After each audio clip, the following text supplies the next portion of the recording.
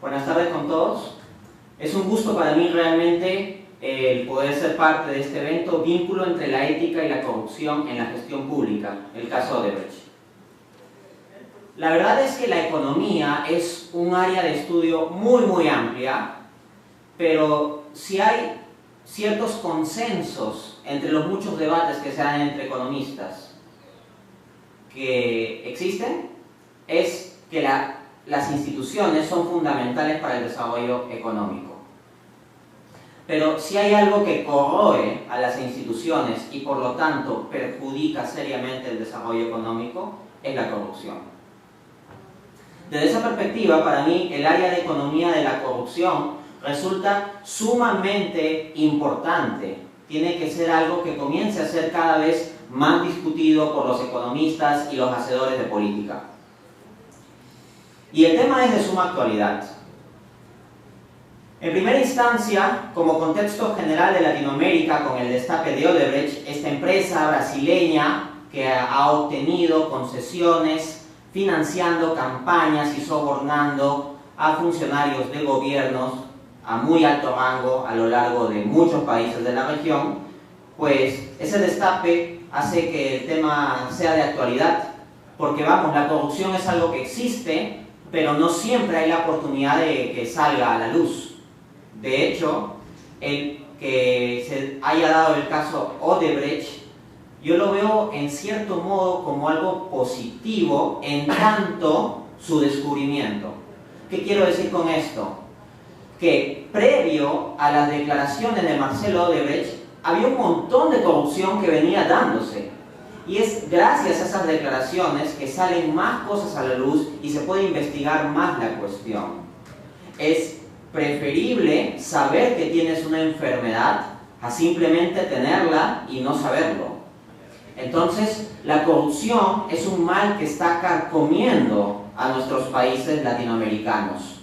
Pero el hecho de que salga a la luz, de que se conozca, es una gran oportunidad para combatirlo.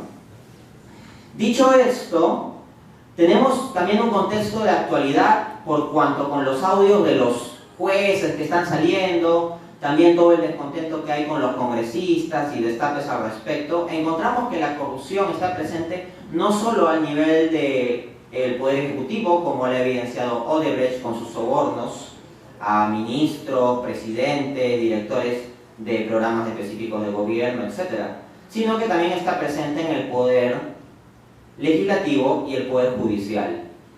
Es prácticamente como que la corrupción se hace omnipresente en lo que es el aparato del Estado.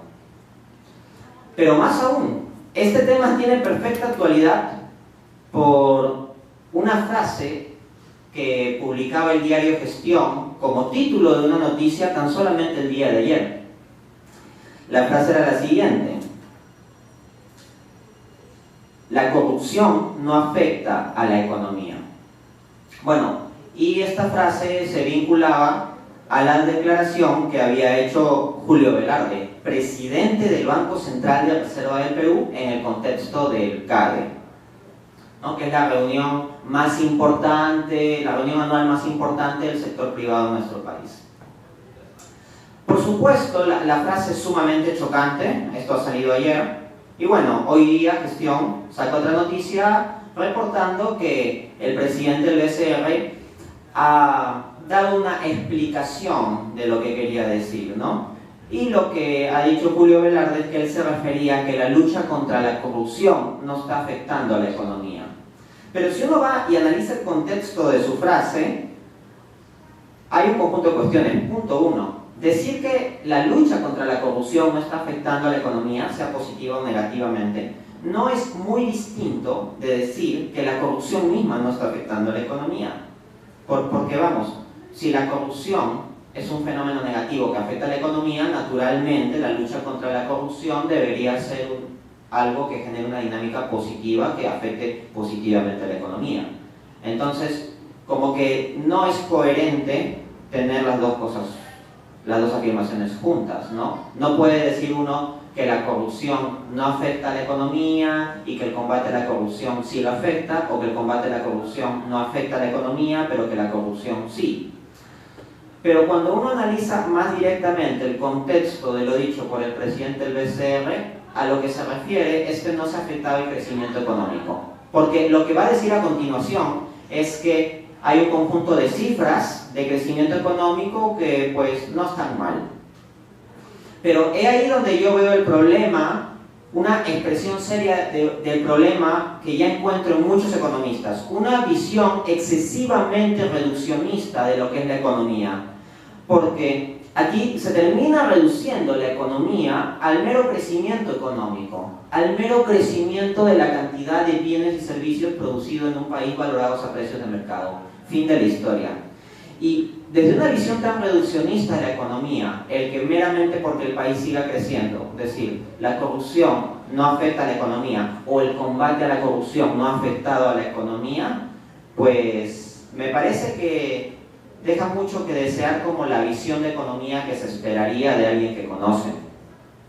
Porque, repito, creo que debe ser una verdad de perogrullo, algo obvio, que la economía no se reduce al mero crecimiento de la producción. La economía tiene muchos aspectos, estamos hablando aquí de pobreza, de sector público, de inversiones, de asignación de recursos, de bienestar. La economía es algo amplio y precisamente esa visión reduccionista, economicista de determinados economistas hace que vean a la corrupción como un tema institucional exógeno, o sea, como algo que no es parte del campo del estudio del economista en cuanto economista, sino que tal vez algunos sociólogos o periodistas pueden ocuparse del tema, o algunos economistas en tanto rama aplicada, pero no estudiar el fenómeno de la corrupción como algo intrínseco del entendimiento del sistema público o privado.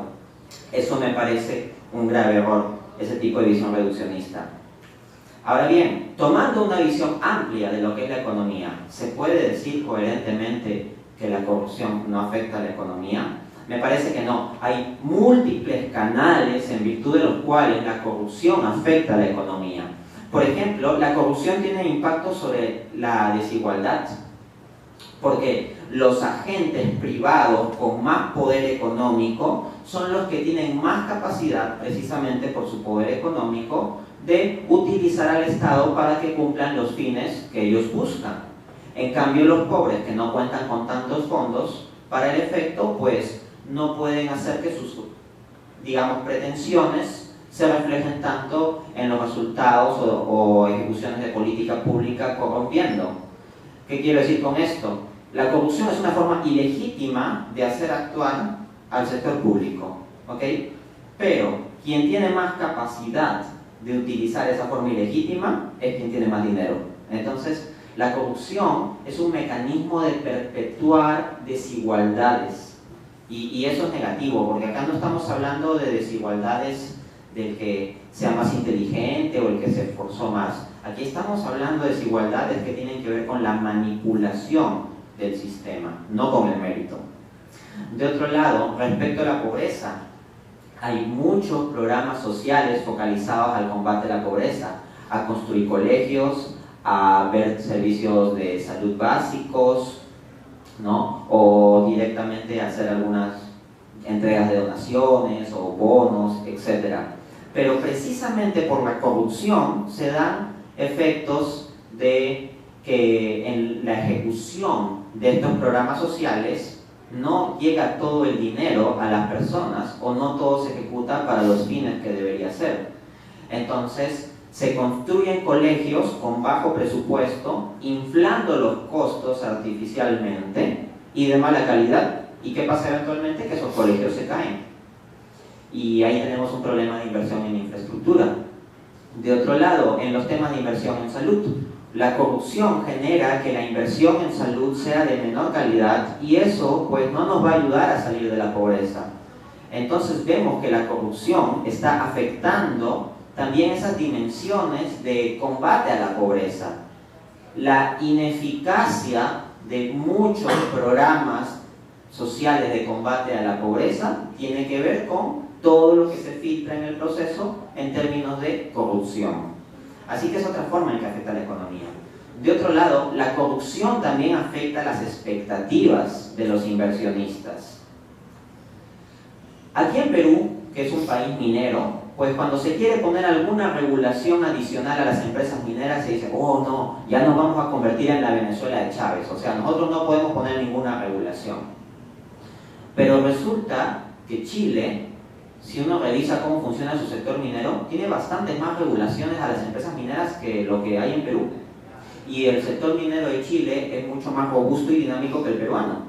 Y tenemos muchas similitudes geográficas y de idioma, y también varias similitudes culturales, etcétera, pero los resultados son bastante distintos. ¿Por qué? Porque hay una diferencia institucional, una diferencia de que en Chile los niveles de corrupción son menores, la institucionalidad es más sólida, es más estable.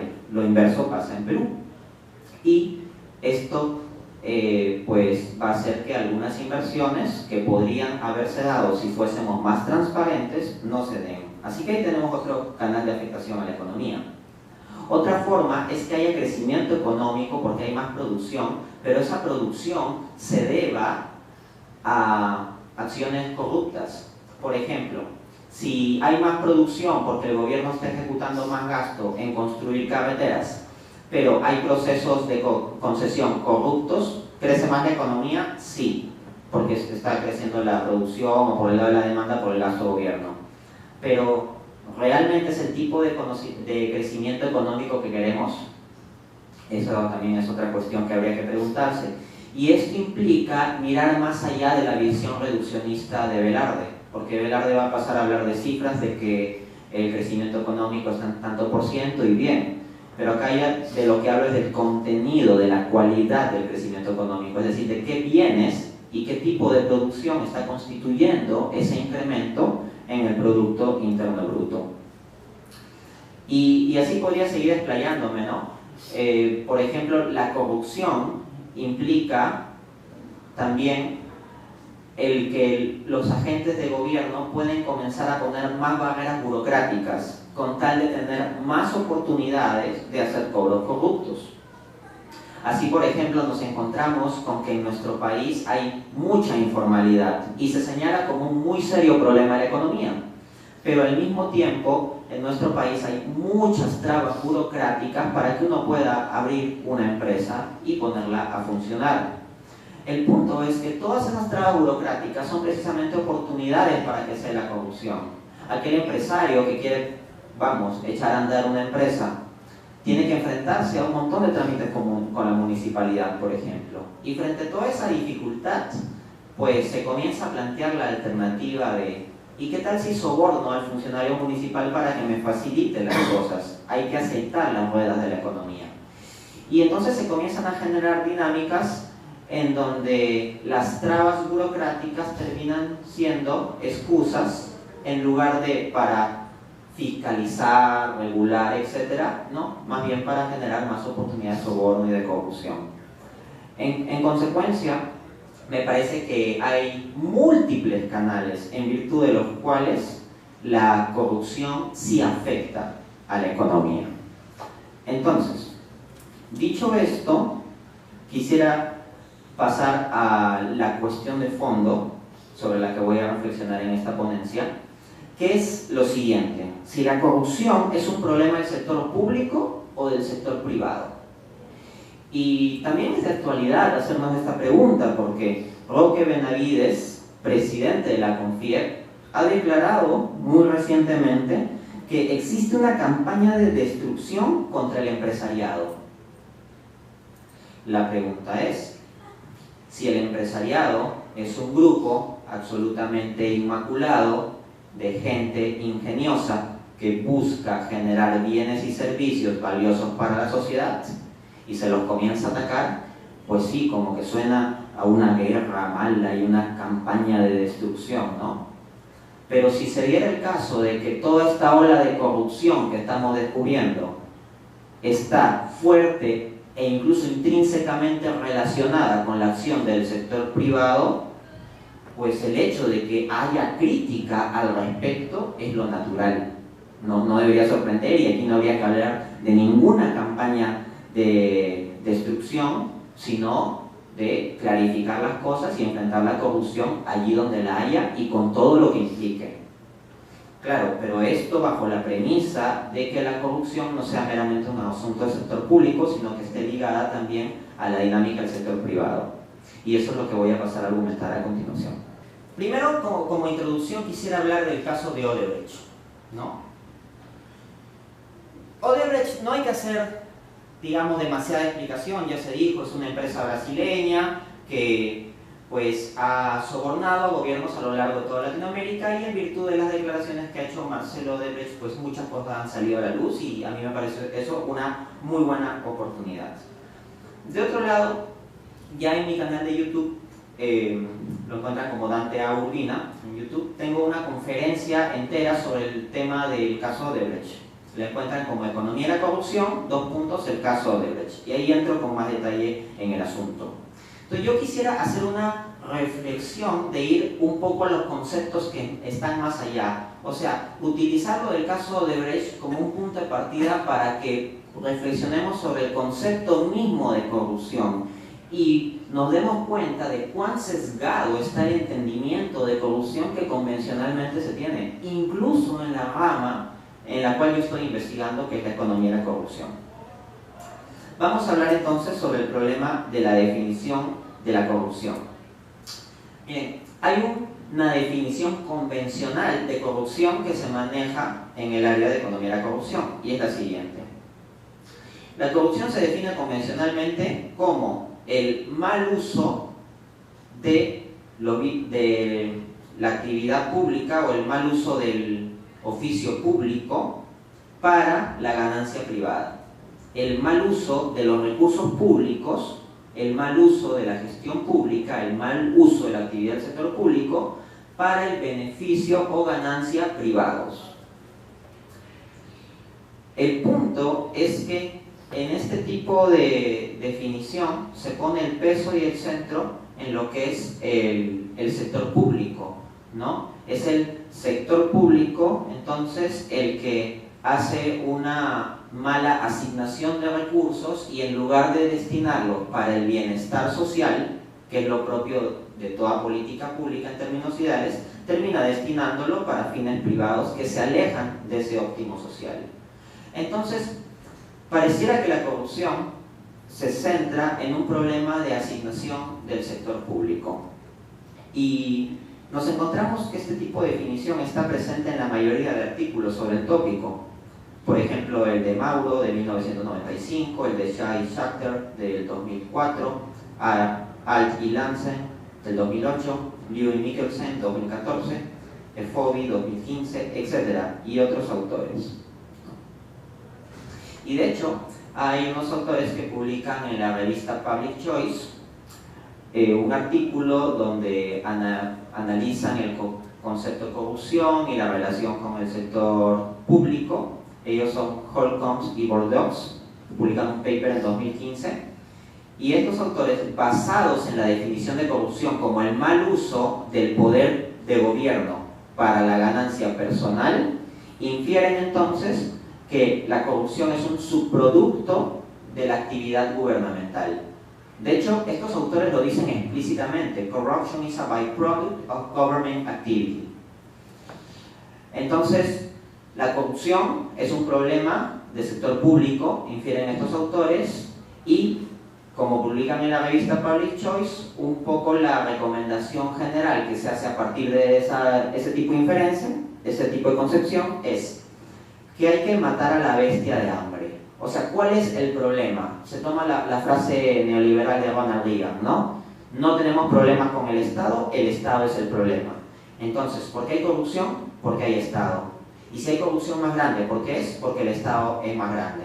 Porque la corrupción es un problema vinculado al Estado y fin de la historia. ¿Cómo resolvemos la corrupción entonces? Con la doctrina liberal de Estado mínimo. Y listo. Simplemente matas de hambre a la bestia, es decir, dale menos presupuesto al Estado, dale menos recursos, haz que sea un Estado muy pequeño y listo. Pero tal enfoque resulta un tanto problemático porque nos encontramos países donde el nivel de impuestos o el nivel de gastos es bastante elevado y que no son países particularmente corruptos, ¿no? En realidad la evidencia sobre esto es mixta. O sea, no todos los países que tengan un gobierno más grande son más corruptos, ni todos los países que tengan un gobierno más pequeño son más o menos corruptos. En realidad hay variedad entre países, lo cual muestra que el fenómeno es más complejo. Entonces, básicamente, lo que podemos sacar de este primer punto es que la definición convencional de corrupción se estructura como un abuso del poder público, básicamente. De hecho, hay un autor, Walton, él escribe un paper en 2015 donde reflexiona sobre la definición de corrupción y dice que la definición convencional se puede llamar a Public Office Definition, ¿no? O abuse, claro, Public Office Definition, que sería tomar a la corrupción como un abuso del poder público. Fin de la historia. No obstante, como este mismo autor reflexiona, es necesario ir hacia un concepto más amplio de corrupción, porque la corrupción es un fenómeno más complejo que no se reduce a esto que acabo de explicar, ¿no? Entonces, tal tipo de definición convencional de la corrupción está demasiado centrada en el sector público, y yo no niego que la corrupción sea un problema del sector público, pero el punto es cuando se soslaya el papel del sector privado, cuando se deja de lado la dinámica de los agentes empresariales con poder en la estructuración de un sistema corrupto.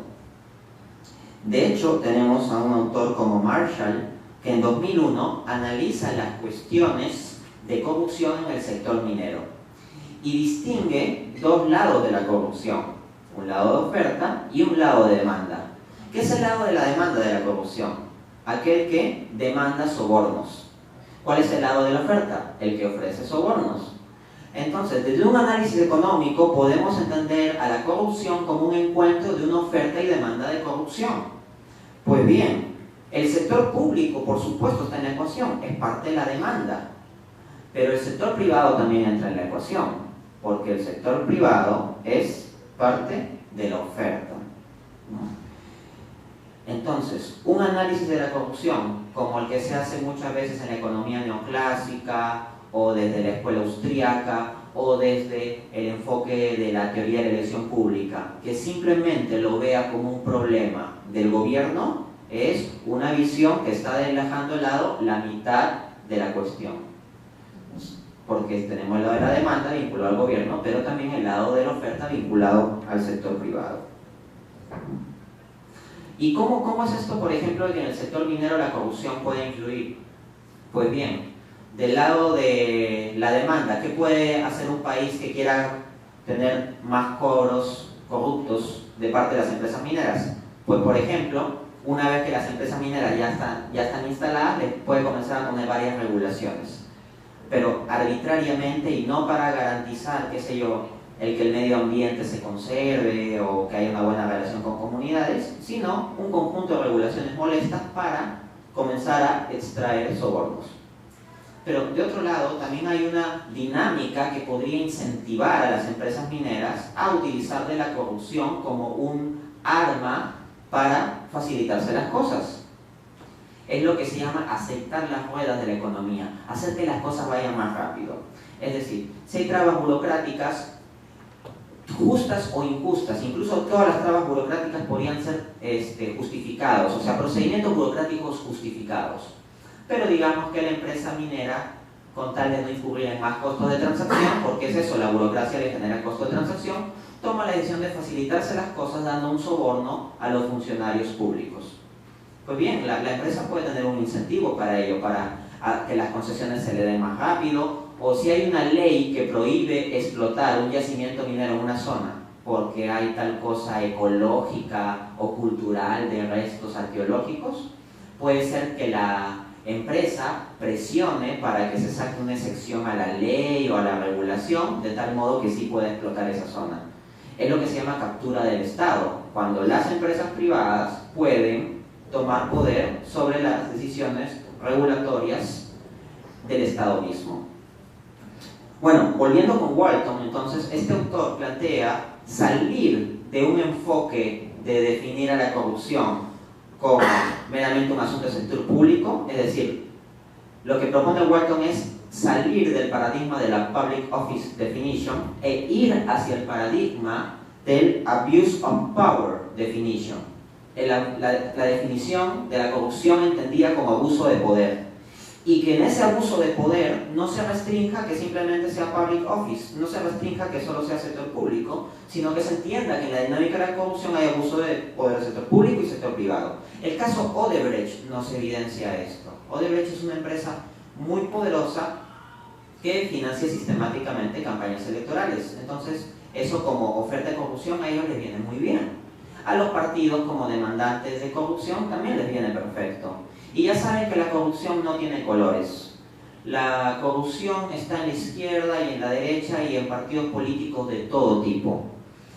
Precisamente, esta empresa Odebrecht ha evidenciado esto. O sea, si tú tienes un candidato de derecha acá en Perú al que lo odias, pues bien, Odebrecht lo ha financiado.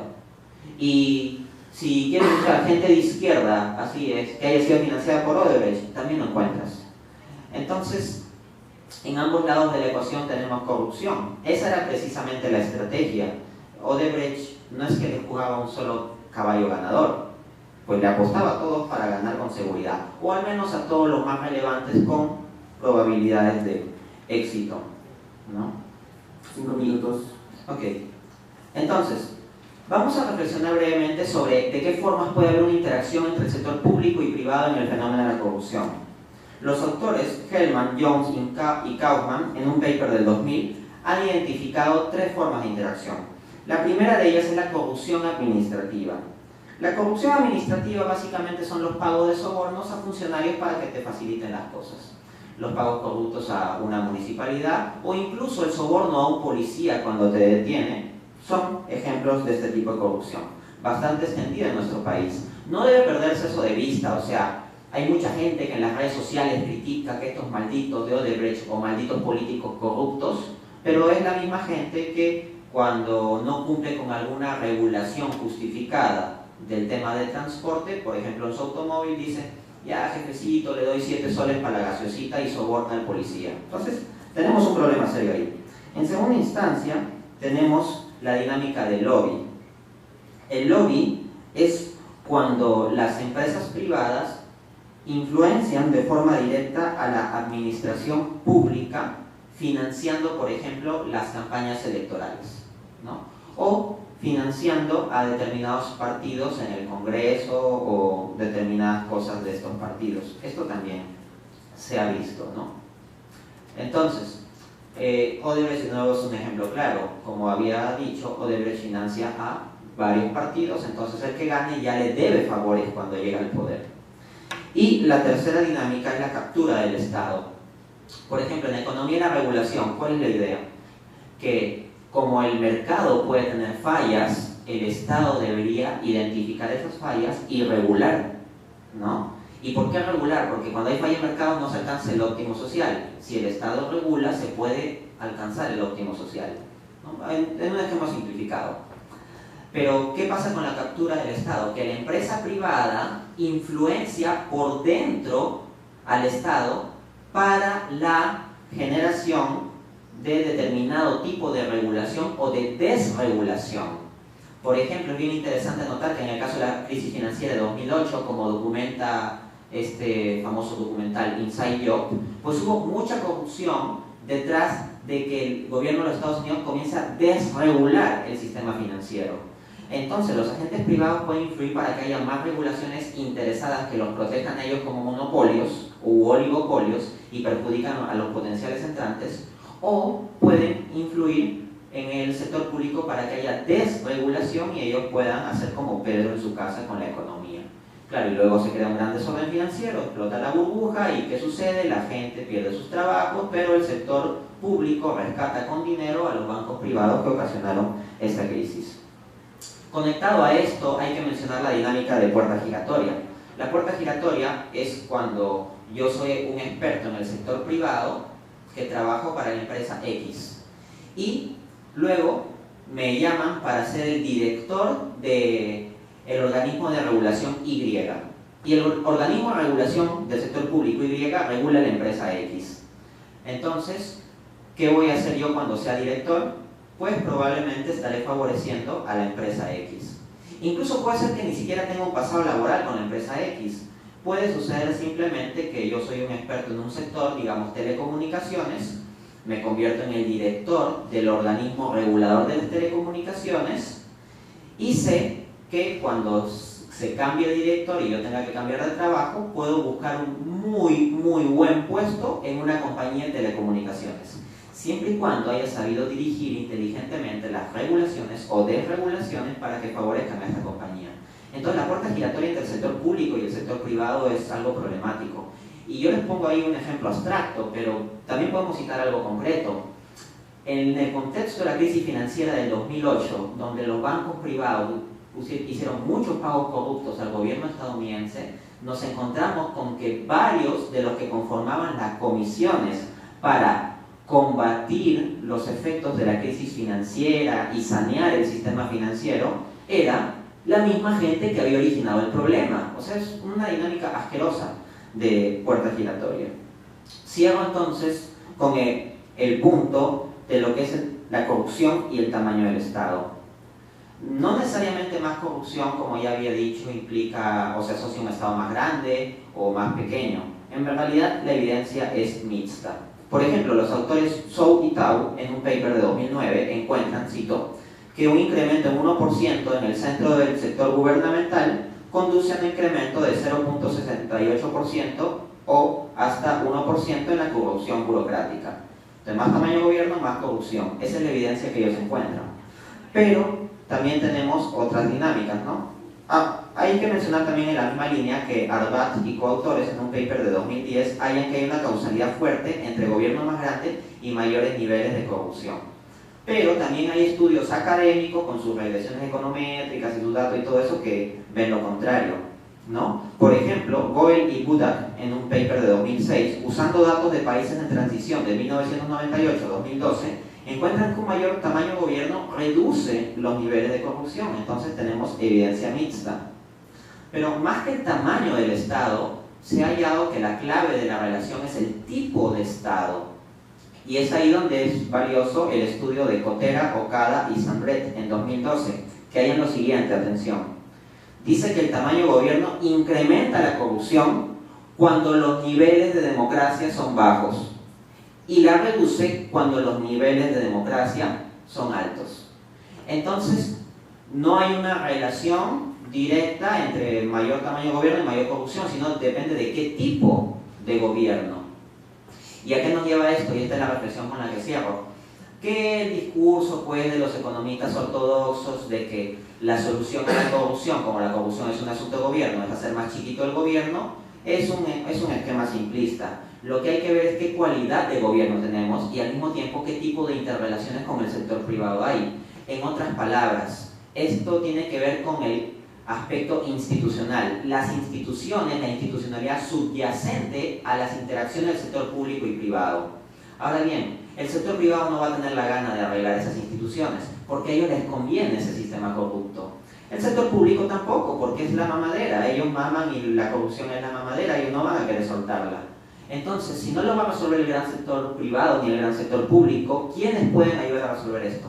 Lo que está en la base, la sociedad civil. Esa es nuestra responsabilidad. Gracias.